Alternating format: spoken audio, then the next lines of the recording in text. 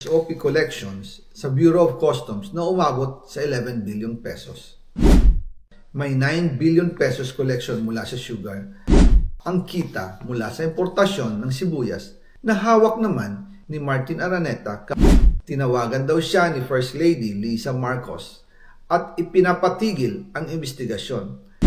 Sa First Lady Lisa Marcos mismo ang may hawak sa mga rice importers.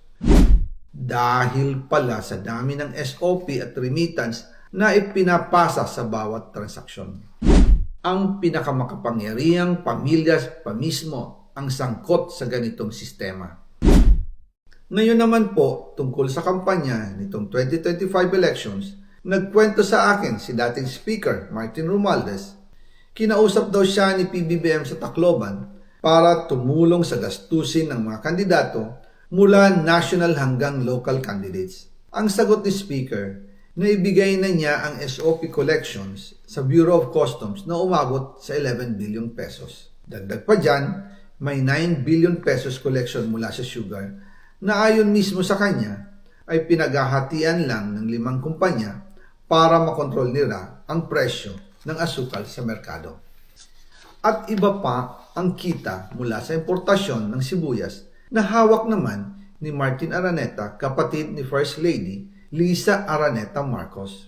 Kung matatandaan ninyo, noong 2022, nagkaroon po ng investigasyon sa Kamara na pinangungunahan ni Congressman Toto Swansing dahil sobrang taas ng presyo ng sibuyas.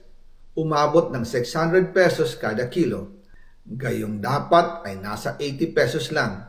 Doon lumabas ang pangalan ni Martin Araneta bilang isa sa mga nasa likod ng kontrol sa importasyon ng sibuyas. Pero hindi po natuloy ang investigasyon. Ang sabi ni Speaker, tinawagan daw siya ni First Lady Lisa Marcos at ipinapatigil ang investigasyon. Kaya walang natuloy at walang naparusahan. Dahil pala, kontrolado ng kapatid ng First Lady ang importasyon ng sibuyas. Ganito rin po ang nangyari sa bigas. Noong April 2023, nagsimula nang tumaas ang presyo ng bigas. Kaya iminungkahi ko kay Speaker Martin Romualdez na kung pwede ay mag-angkat tayo ng 13 million metric tons para sa buong taon.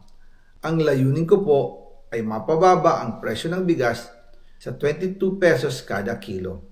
Pero hindi po ito inaprubahan ng Pangulo noong sila ay nasa Clark. Dahil doon, sumipa ang presyo ng bigas na umabot ng 55 pesos kada kilo hanggang 2024. Noong 2024, kinausap ko ulit si Speaker Martin Romualdez na kung pwede makausap namin si Secretary Laurel Chu ng Department of Agriculture at Secretary Ralph Recto ng Department of Finance para maibaba ang taripa ng bigas mula 35% to 15%.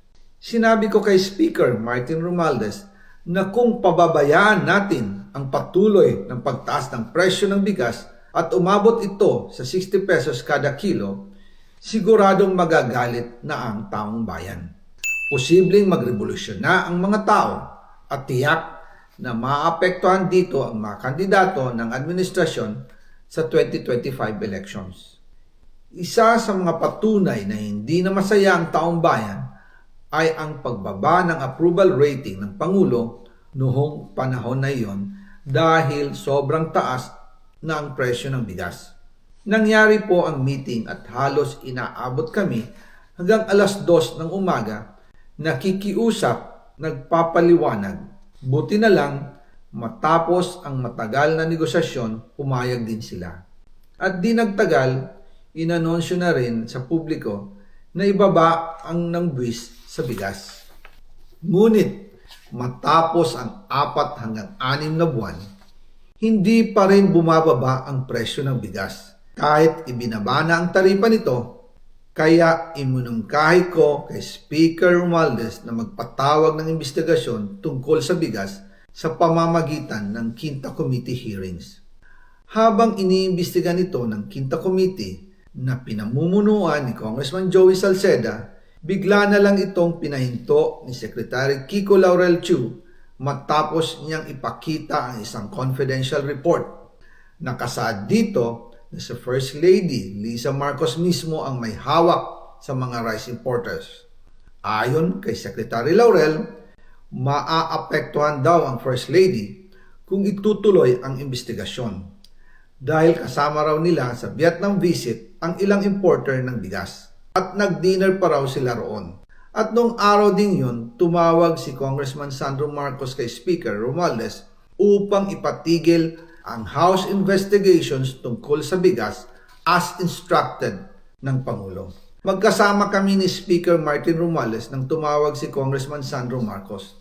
Dumating din si Secretary Laurel Chu sa Manila Polo Townhouse at doon siya pinagalitan ni Speaker dahil inilabas niya ang confidential report na nagdidiin sa First Lady sa issue ng rice smuggling.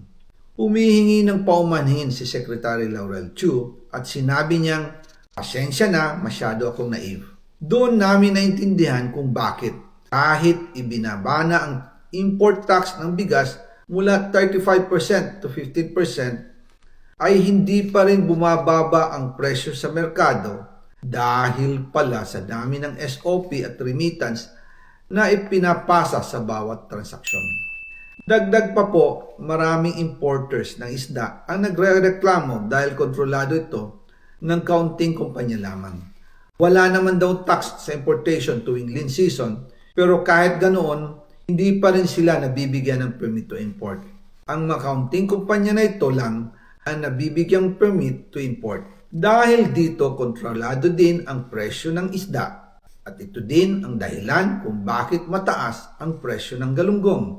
Mga kababayan, hindi dapat naghihirap ang Pilipinas.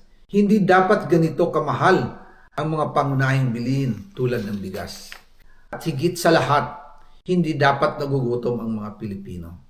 Wala silang malasakit sa taong bayan, lalo na sa mga mahihirap. Inaabuso ang kapangyarihan, nagiging negosyo ang pera ng taong bayan. Masakit man tanggapin, pero ito ang katotohanan. Ang pinakamakapangyarihang pamilya pa mismo ang sangkot sa ganitong sistema. Mula sa Pangulo, First Lady, hanggang sa anak, sila mismo ang nagtatakda, kumukontrol at nakikinabang sa mga transaksyon dapat sanay para sa kapakanan ng sambayanan.